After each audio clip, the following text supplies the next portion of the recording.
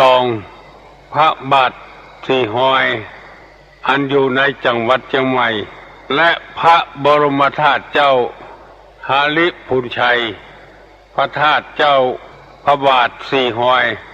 เจ้าตาเขียวอันอยู่ในจังหวัดลำพูนพระธาตุเจ้าลำปางหลวงจังหวัดลำปางพระธาตุเจ้าจ้อแฮพระธาตุเจ้าฉิงแกงโอยปูปูตับจังหวัดแพร่พระธาตุเจ้าแจ้แห้งจังหวัดน่านกับพระธาตุเจ้าดอยตุงจังหวัดเชียงรายพระเจ้าตนหลวงจังหวัดพะเยาพระธาตุเจ้าดอยกองมูจังหวัดแม่ฮ่องสอนตลอดถึงบุญญาบารมีของครูบาเจ้าศรีวิจัยนักบุญแห่งล้านนาไทยเป็นต้น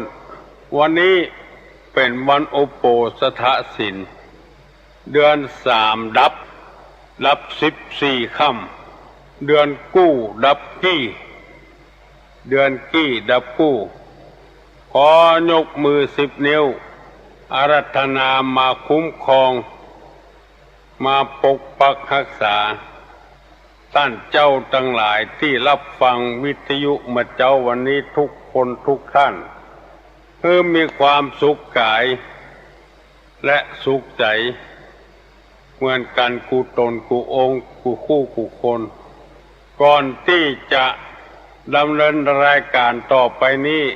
ขอเชิญชวนมวลท่านพุทธบริษัททั้งหลายได้ไหว้พระเพื่อให้เป็นสิริมงคลกับตัวกับครอบครัวกับธุระการงานเดินต่างว่าพร้อมกันอะระหังสัมมาสัมพุทโธภควาพุทธังภควันตังอภิวาเทมิกราบสวากขาโตภควตาธัมโมธัมมังนัมมัสสามิกราบสุปฏิปันโนภควโตสาวกสังโฆสังฆังนัมมามิกราบอันตมยังพุทธัสสะภควโตปุพพาคณะมะกะลังกะโลมาเสนะโมตัสสะภะคะวะโตอะระหะโตสัมมาสัมพุทธัสสะนะโมตัสสะภะคะวะโตอะระหะโตสัมมาสัมพุทธัสสะนะโมตัสสะภะคะวะโตอะระหะโตสัมมาสัมพุทธัสสะพุทธังสรณังกัจฉามิธัมมังสรณังกัจฉามิสังฆังสรณังกัจฉามิตุติยัมปิพุทธังสรณังกัจฉามิตุติยัมปิธัมมังสรณังกัจฉามิตุติยัมปิสังฆังสรณังกัจฉามิตติยัมปิพุทธังสรณังกัจฉามิตติยัมปิธัมมังสรณังกัจฉามิตติยัมปิสังฆังสรณังกัจฉามิอิติปิโสภะคะวาอะระหังสัมมาสัมพุทโธมิจฉาจารณะสัมปันโนสุขโตโลกาวิทูอนุตตโลปุริสาธัมมสารถิสัทธาเทวะมนุษย์สานังพุทโธภควติสวากขาโตภควตาธัมโมสันติติโกอากาลิโกเอหิปัสสิโกโอปนะยิโกปัจจตังเวทิตโพวิญญูงิติ สุปฏิปันโนภควโตสาวกสังโฆอุจุปฏิปันโนภควโตสาวกสังโฆญาญาปฏิปันโนภควโตสาวกสังโฆสามิจิปฏิปันโนภควโตสาวกสังโฆยะติตังจัตตาลิปุริสายุคานิอัฏฐปุริสาปุคลาเอสะภควโตสาวกสังโฆอาหุไนโยปาหุไนโยทักขิไนโยอัญจลิกาลนิโยอนุตตะลังปุญญเขตังโลกัสสติกราบหนึ่งกราบสองกราบสามกาเลนะธัมมัสสวนังเอตัมมังคารมุตตมังมาแล้วนึมาแถมแล้วมากูเจ้าอันยังมา เสียงกองเสียงกองเสียงมองต่ำเข้าเสียงตุเจ้าเทศนาธรรมวันนี้มาแปลกหน่อยเสียงไข้บ่เหมือนเก่าเพราะว่าโรคภัยไข้เจ็บมาเบียดเบียนจะย่างก็ย่างบ่ได้เพราะกลัวพ่อออกแม่ออกญาติกาวงศาพระสงฆ์พระเจ้าที่ตั้งอกตั้งใจจะฟังพลาดหวังผิดหวังจะบ่ได้ฟังดีกว่าบ่มาเลยเพื่อเอาธรรมะมาเผยแพร่มาถึงวัดมาถึงในกุฏิมาถึงห้องท่านเจ้าคุณท่านพระครูท่านสมุท่านใบดิกาท่านปลัดท่านเจ้าอาวาสท่านเจ้าคณะมาถึงกูซอกกูมุมมาถึงบ้านมาถึงบนเรือนในเรือนในสุดในมุ้งมาถึงเตาไฟมาถึงห้องน้ำมาถึงที่กำลังล้างถ้วยล้างจานกินตะวาล้างวันนี้กำลังซักผ้าซักครัวมาถึงให้ถึงสวนถึงกาดถึงลีมาถึงบนรถที่กำลังขับวิ่งออกกำลังมาถึงกุฏิกุฏางนึกค่ายทหารค่ายใหญ่ค่ายน้อยครอบครัวทหารมาเพื่อจะฮื้อพุทธบริษัททั้งหลายได้อาบน้ำฟังธรรมในพระพุทธศาสนาบางคนก็อาบน้ำตั้งแต่เจ้าแล้ววันนี้จะได้เอาธรรมะมาเป็นเครื่องอาบน้ำจิตใจได้ผ่องใสหนึ่งฟังสิ่งที่ยังบ่เคยฟังสองฟังแล้วบ่เข้าใจชัดย่อมเข้าใจชัดแจ้งขึ้นสามบรรเทาความสงสัยเคยได้ฟังเตื้อสองเตื้อยังสงสัยอยู่พอได้ฟังแถมก็หายความสงสัยสามความหันของเฮา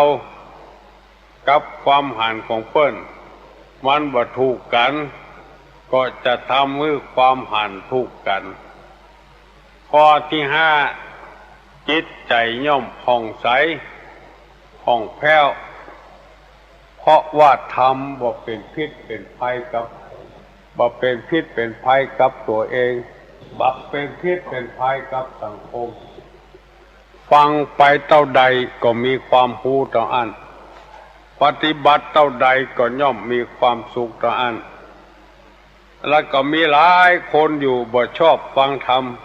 อันนั้นก็เป็นเรื่องความคิดความหันของใครของมัน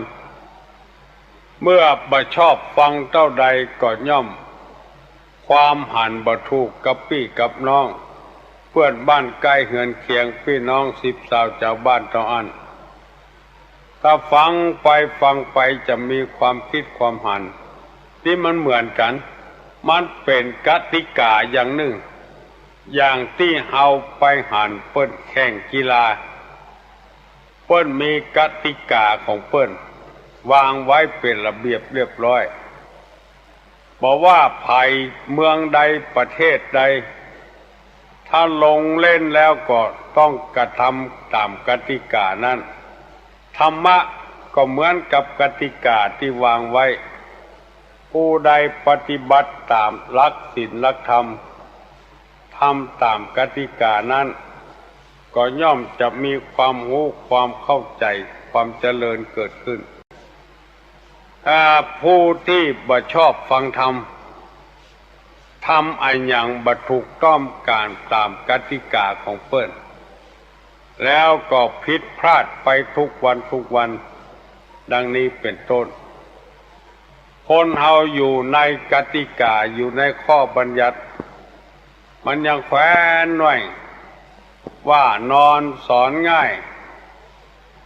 เป็นโสวัจจสตาความเป็นผู้ว่าง่ายสอนง่ายว่าคัดไฟว่าแย้งไผ่เป็นต้นก่อนที่จะได้ดำเนินรายการนี้ได้มีโทรศัพท์มาตั้งใดบ่ได้ถามว่าเหตุทำให้พระพุทธศาสนาเสื่อมนั้น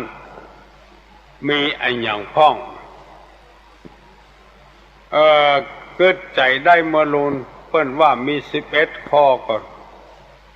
แต่ตามที่ตู้ลุงได้ศึกษาเราเรียนมามันบ่ถึง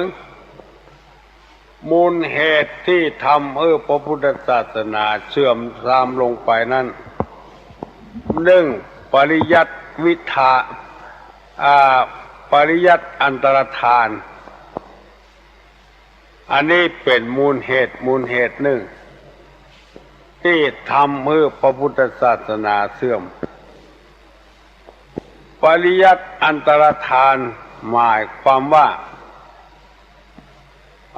ธรรมในพระพุทธศาสนานี้บ่มีภัยศึกษาบ่มีภัยค้นคว้าบ่มีภัยเล่าเรียนปล่อยละไว้หั่นเป็นเล่มบ่ค้นคว้าบ่ศึกษาบ่เล่าเรียนแล้วเบื่อจากการฟังธรรมตัวเวลาเปิ้นฟังกันเมื่อเจ้าเจอีเปิ้นชอบกันเปิ้นว่าฟังแล้วมันเข้าใจดีเป็นฉบับรากหญ้าฟังง่ายและปฏิบัติง่ายบางท่านนี่ปฏิเสธเลยไม่ชอบฟังรบกวนหูกวนใจพี่น้องสิบสาวชาวบ้านหรือเปิ้นเปิดเสียงตามสายพ้องเปิ้นไฟเขียวให้พี่น้องได้หู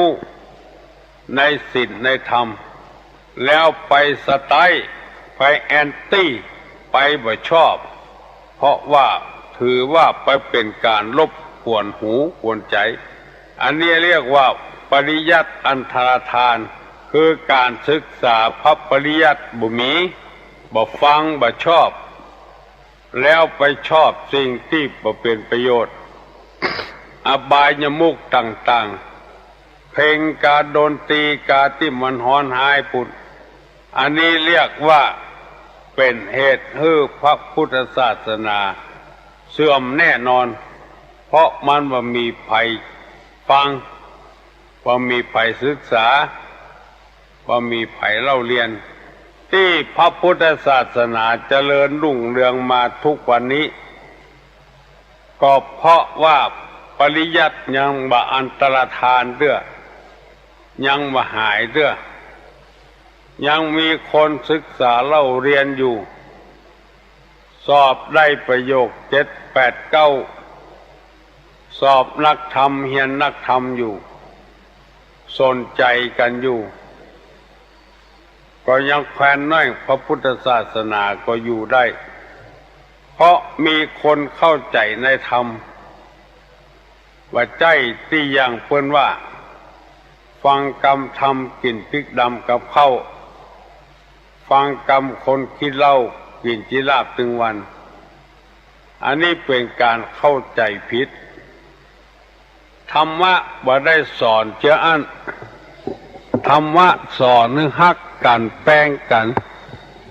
ช่วยกันมีความสามัคคีปรองดองเป็นน้ำหนึ่งใจเดียวกันเพื่อนสอนกันเจ้าอี้เพื่อนไม่ได้สอนอย่างอื่นอย่างไกลตามคนบางคนเข้าใจถ้าเข้าใจอย่างอี้หมดทั่วประเทศ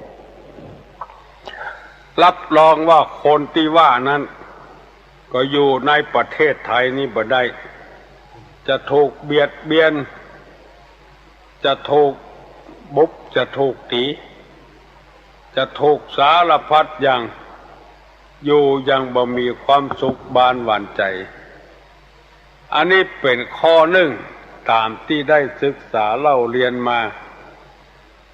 ปริยัติอันตรธานการศึกษาพระธรรมวินัย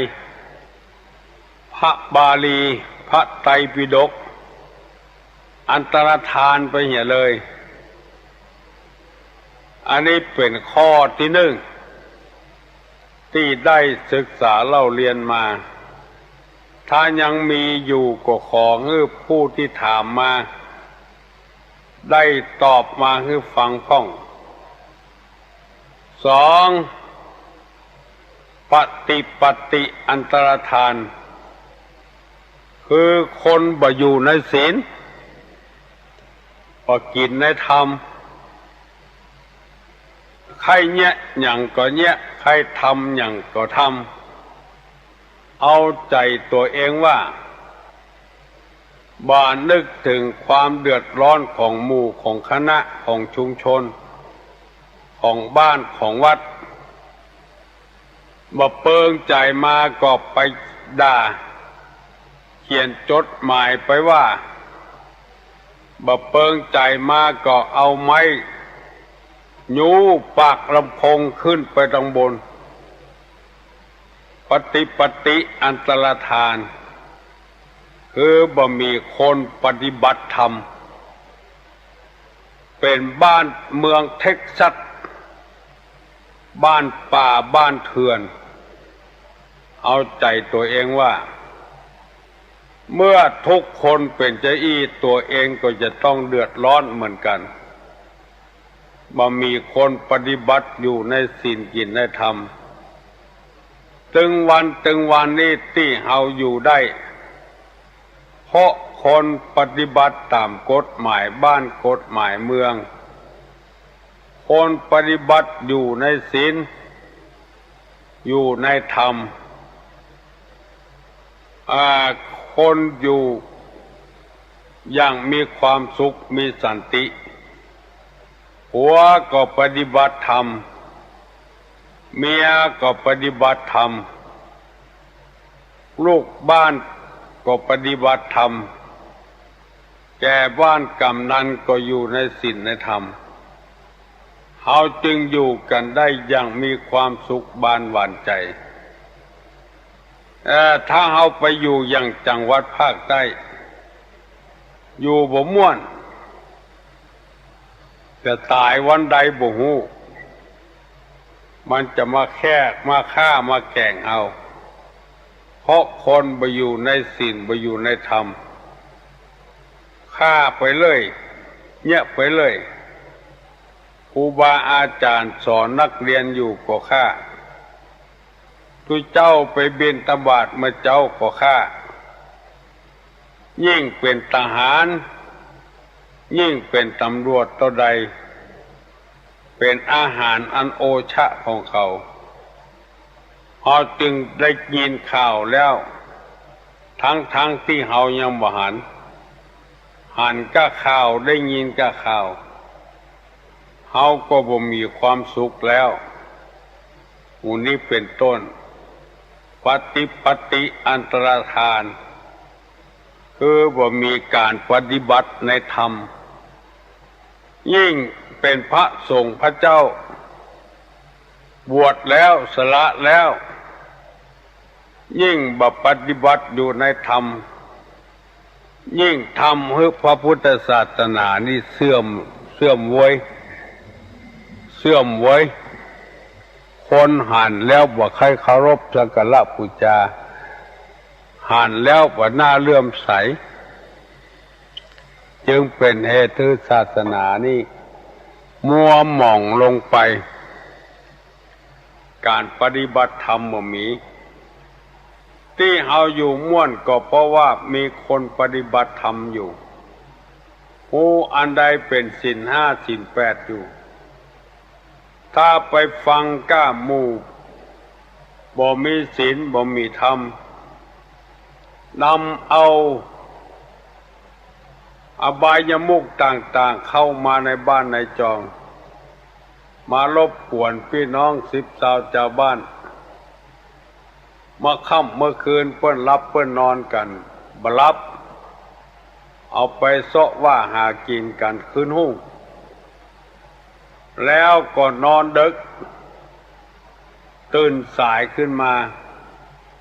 ได้ยินเสียงนี้เข้าหูก็ว่าเป็นเสียงรบกวนพี่น้อง10 ชาวบ้านความจริงมันมีบ่กี่คนจำพวกนี้ไปแกล้งกันไปแย่งกันไปเนี่ยของดีเสียไปเลยที่เดือดร้อนถึงวันก็เพราะคนหมู่เนี้ยคนบดีลองสังเกตพอคนที่ไหนบ้านที่ไหนคนใดก็ดีอย่าหมดอยู่ในศีลกินในธรรมอย่าหมดก็มีความสุขบานหวานใจปริยัติอันตรธานปฏิอันตรธานอันนี้ห้องกันว่าเหตุทำให้พระพุทธศาสนาเสื่อมคนบ่ใครอยู่ในศีลกินในธรรมเอาใจตัวเองว่าเอารายได้ว่าเอาวัตถุว่านิยมวัตถุแล้วมีแถมหลายข้อนะอันตรธานนี่นะจำก็บอกใครได้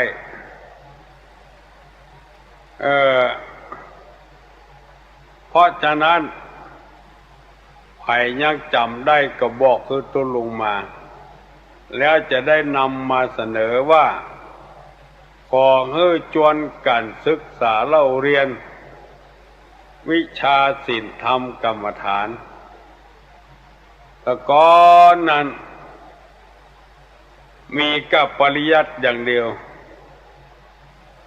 บัดเดี๋ยวนี้โรงเรียนเปิดสอนสามัญเอาวิชาอย่างอื่นเข้ามาตัววิชาทางธรรมะก็เลยเบาบางลงไปว่าใครมีไผเก่งกล้าในทางศึกษาเล่าเรียนพระปริยัติการปฏิบัติก็ย่อหย่อนบางทีทำตัวเหมือนฆราวาสมีหลายที่หลายทางสังเกตดูตัวอยู่ในผ้าเหลืองผ้ากาสาวพัสแล้วก็ไปทำตัวเป็นฆราวาสทั้งที่ธรรมะยังมีอยู่คือเราได้ปฏิบัติโดยคำว่าภิกษุพิจารณาเนืองว่าบัดนี้เรามีเพศต่างจากคฤหัสถ์แล้วอาการกิริยาใดๆของสมณะเราต้องทำอาการกิริยานั้นอันใดที่เป็นของกิจกรรมของสมณะทำก็สมณธรรมเที่ยวบิณฑบาตนุ่งห่มผ้าบังสุกุลอยู่ต่ำต้นไม้ฉันยาดองด้วยน้ำมูดเน่าอันนี้เป็นกิจวัตรประจำวันที่เราต้องท แล้วประเดี๋ยวนี้มันเลยเถิดไปแล้วเที่ยวบิณฑบาตอาจจะมีน้อยนุ่มผู้บังหูผมพระบังสุกูลอยู่คนไม้นี่มันละกันไปให้หมดแล้วนอนนั่งที่ดีอาหารก็กินที่ดีทำตัวเหมือนกับชาวบ้านว่าทำตัวเป็นสมณะตามที่ได้ศึกษาเล่าเรียนมาจำได้อยู่2 ข้อปริยัติอันตรธานปฏิอันตรธานแล้วอันอย่างอันตรธานสมุจำว่าใครได้อันนี้มูลเหตุเก้าเงาของธรรมพระศาสนาเสื่อมศาสนาจะอยู่บ่ได้เพราะคนบ่ได้สนใจบางทีก็นับถือพุทธศาสนาอย่างเดียวอย่างอื่นบ่รู้เรื่องสักอย่างเป็นหน้าสงสารเป็นหน้าอินดูบางทีจนพอล่ำพอโลแล้วไปเข้าศาสนาอื่นก็มีอันนี้ก็เพราะว่าบ่ได้ศึกษาบ่ได้ปฏิบัติไปหมกมุ่นอยู่ในอบายมุขต่างๆว่าถือว่าเป็นเรื่องสำคัญความจริงพระศาสนานี่สำคัญมากทีเดียวมันเปรียบเหมือนหลายอย่างศาสนานี่เปรียบเหมือนน้ำทะเลเป็นที่อาศัยของปูปลาสัตว์ทะเลเวียนว่ายไปมาได้มีชีวิตมีอาหารกินอยู่ตลอดเวลากว้างขวางคือความรู้ความเข้าใจว่าเดี๋ยวนี้ความรู้ความเข้าใจเรื่องศาสนามันน้อยไปทางคณะสงฆ์จังหวัดเชียงใหม่มีพระเดชพระคุณท่านเจ้าคุณเทพวรสิทธาจารย์เป็นหัวหน้าเป็นหัวเง่าเจ้าปุ่นได้ฮือตุเจ้าด็อกเตอร์ว่าท่านมหาเจ้าคุณพ่อครูออกแสดงธรรมให้พี่น้อง10 สาวชาวบ้านฟังเพื่อบ่ให้พระพุทธศาสนานี่มัวหม่องลงไปเพื่อเจริญยิ่งขึ้นไปพี่น้องญาติโยมทั้งหลายที่วัดโสภณารามมีความจำเป็นเป็นอย่างยิ่งเพราะว่าได้กึศใจมาเมินแล้วบ่ได้ทำนั่นก็คือสร้างเมนไว้ในวัดเลยเพื่อบริการคนทุกข์คนยากคนจากแดนไกลมาตั้งปณิธานไว้ได้เป็น30-40 ปีแล้วมันบรรลุเพราะว่าจะต้องไปสืบถามสร้างเมนแบบที่มีมลภาวะคือว่าบ่ให้รบกวนพี่น้อง10 สาวชาวบ้านบัดเดี๋ยวนี้ได้แบบได้แปลนมาแล้วกำลังลงฐานแล้วเมนหลังนี้เอาไว้บริการให้แก่คนทั่วไปบ้านใกล้ก็มีบ้านไกลก็มีมาถึงแก่กรรมตามบ้านเฮา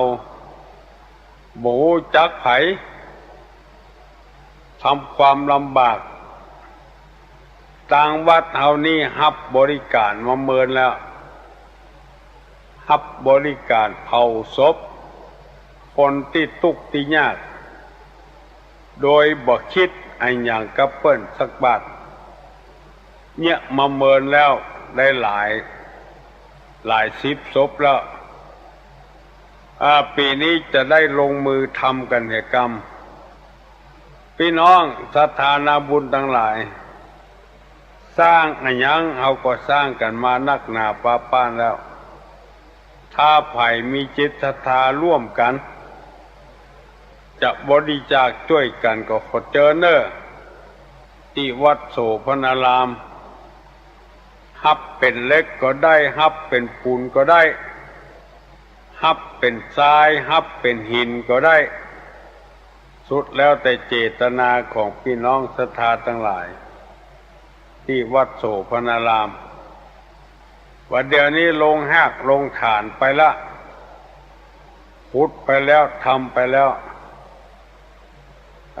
ช่วยกันทะลุบำรุงช่วยกันขอเจอเนอะพี่น้องทั้งหลายช่วยกันมีต่อใดก็ทำบุญไปต่ออันลายอย่างอี้นี่มันว่าล่ำมีแต่ว่าเฮาลองทำไปเป็นเมนที่มีมาตรฐานว่ามีควันรบกวนมีหัวฉีดหัวเผา2 หัวหนึ่งเอาเผาคนหัวหนึ่งเอาเผาควันว่าฮื้อควันได้ออกไปรบกวนพี่น้อง10 ชาวชาวบ้านว่าฮื้อมันเหม็นรับรองว่าจะสร้างความเดือดร้อนหรือไผที่จะสร้างความเดือดร้อนน้องก็ช่วยกันบริจาคสุดแล้วแต่เจตนาเนอะจะเป็นปูนเป็นหินเป็นทรายเป็นเหล็กเท่าใดก็ได้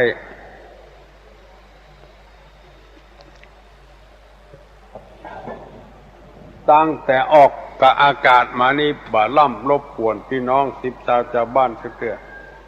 อาจจะว่าเป็นการรบกวนก็บ่ถูกเอาเป็นการร่วมกันสร้างสรรค์ซึ่งกันและกันลูกนื้อ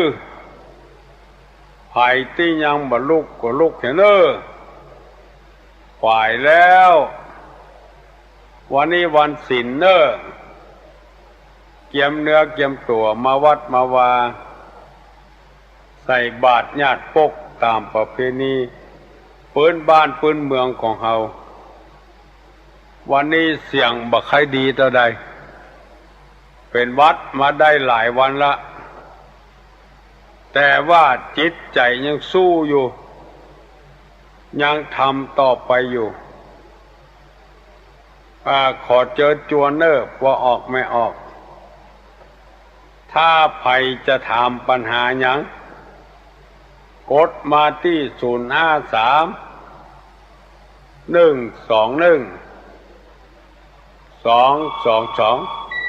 เราจะได้ตอบปัญหาพี่น้องที่ชาวบ้านฟัง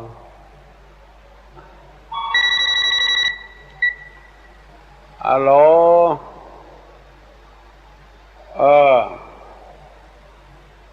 อยู่หางดงเหรอ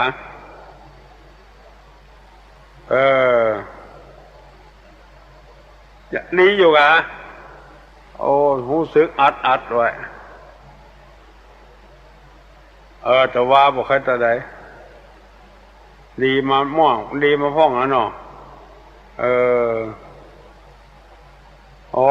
ฟังถึงวันได้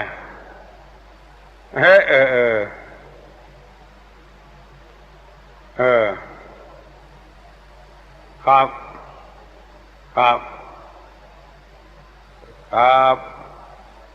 ยินดีเนอะเป็นห่วงเป็นหามหลวงพ่อดีละคนเฮาก็ทำประโยชน์สังคมเนาะเป็นคนของบุคคลทั่วไปไม่ใช่บุคคลของคนใดคนหนึ่งเป็นห่วงเป็นหามกันนี่ดีละฮัลโหล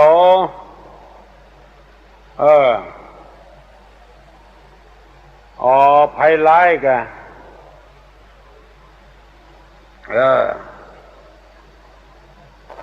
แบ่งชั้นวรรณะกัน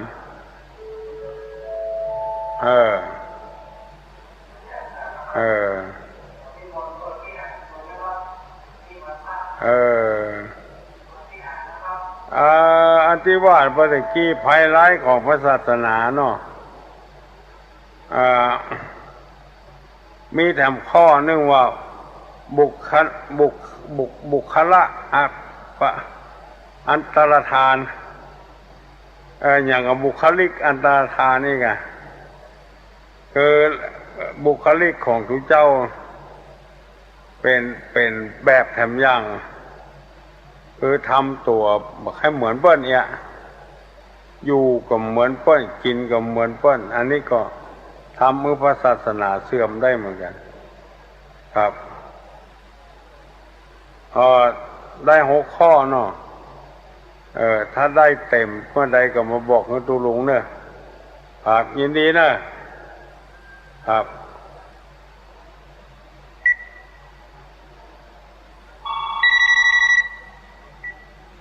ฮัลโหลจาคะในอริยทรัพย์กับจาคะในอย่างเหมือนกันก็คำว่าบริจาคนี่มันเหมือนกันหมดนะมันบานผิดไปไหนจาคะในอริยทรัพย์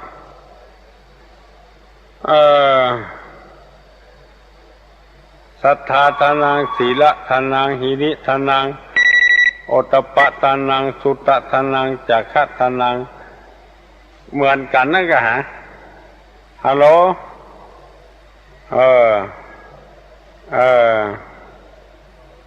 เว้นที่แข็งแตงที่อ่อนอันนี้อยู่ในอคติผู้ใหญ่ที่เป็นผู้ใหญ่บ่ได้มีอคติอันใดแข็งแน่งก็เว้น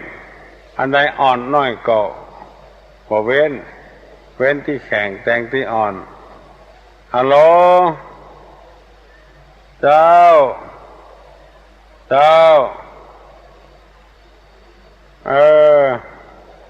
บ่เป็นหยังถ้าบ่ปะตุลุงก็มันต้องมีกรรมการอยู่ถ้าเตวเป็นหยังลูกของยานี่มานะรถมันตึงขึ้นลงเตวมาแถมกิโลป่ายเจอหน้ากันโรงพยาบาลมันมีกิโล9วันที่27มันเป็นวันอย่าง27เป็นวันอาทิตย์วันพุธตุลุงมาอยู่จันทร์พุธศุกร์มันต้องมีตุเจ้าอยู่ในวิหารนะคอยธาตุ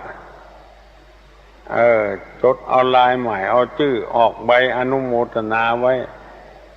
เป็นลักเป็นฐานได้หมดเจ้าปุ่นกี่ถุงละตอนใดเพิ่นจะได้แยกออกกับคำจะ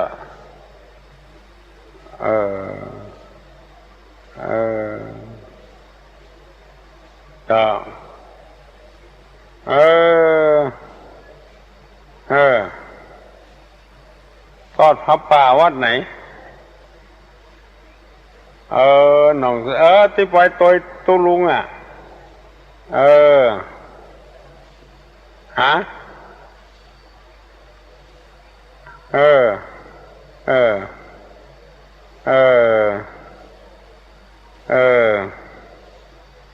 ก็เพื่อนฮะม่วนดีกะเพื่อนเลี้ยงขนมเส้นเนี่ย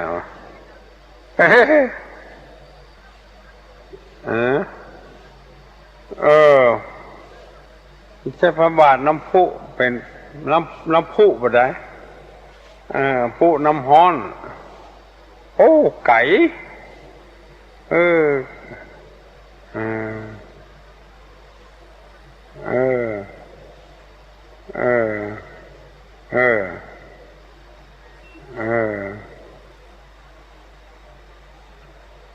หลวงตัง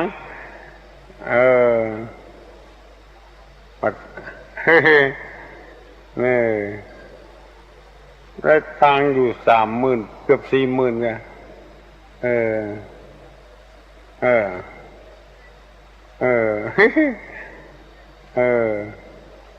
เหลือนั้นเขาวัดเนาะ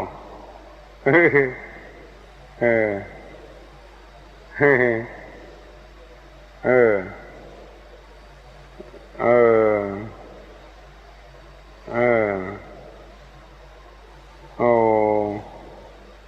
เฮ้โอ้เอออ๋อวัดเจริญน่ะเออเออเออขโมยนี่บัดเลือกวัดชั้นวันหน้าแต่เอามดเออเออบัวอย่างแท้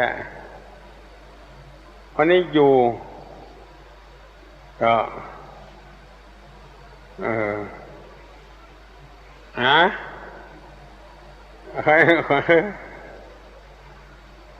เออ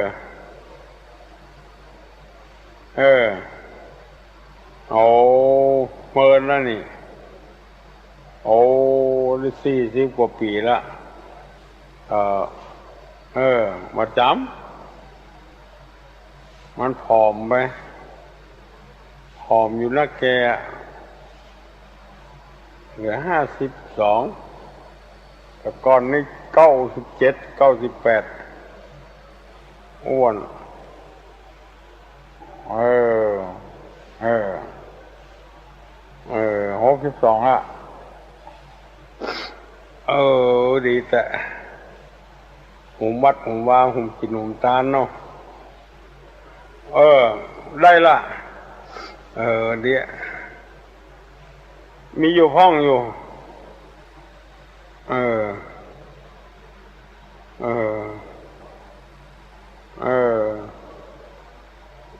ไปธาตุเก่าวัดเก่าเนาะวัดเก่าวัดเดิมโอ้มวนเลย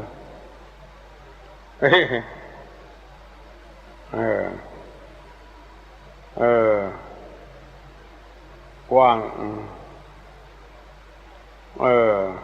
เทือดเลยกะอย่าแปลงหลายอย่างอยู่ลุงดีอ่ะโอ้อยู่คนเดียวเจ้าเอาแต่ห่วงเอาแต่ลากสายฮัลโหลสบายแต่ใจสบายร่างกายไม่ได้มันสบายจะมันไออิดดีเจ้าเอาคนเป็นหึ่งมองเนาะอยู่ห่างโลกนี่ไม่ได้มีคนฟังนักกว่าตามนั้นบางบ้านเพิ่นออกเสียงตามสายบางบ้านก็โดนแอนตี้เพิ่นบ่ได้รับดี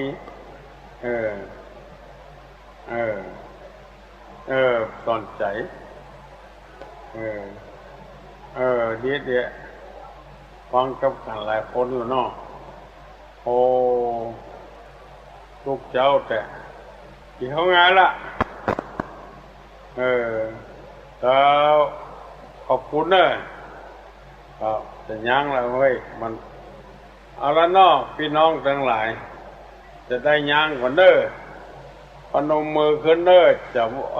จะนำจะบั่นปอนหรือฟังได้ศีลได้ปอนแล้วก็เป็นการงานจะปลอดภัยอายุวัฏโกธนะวัฏโกสิริวัฏโกญัสสะวัฏโกพละวัฏโกวนะวัฏโกสุขวัฏโกทุสัพพตาทุกขโลกาปัญญาเวลาโสกาจันตุจุปตวาอเนกาอันตรายาปิวินาสันตุจเตจสาใจญะสิทธิตนังลาพังโสติภคยังสุขังพลังสิริอายุจะวันโนจะโภกังบุติจญะสวาสตาวาสาจะอายุจะจีวสิทธิปวันตุเตสัพพิติโยวิวัจจันตุสัพพโลกโควินัสตุมาเต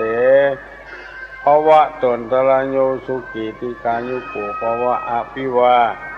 ทนาสีริสานิจังวุธาปจายิโนจัตตารโอธัมมาวัฏันติอายุวันโนสุขังพลัง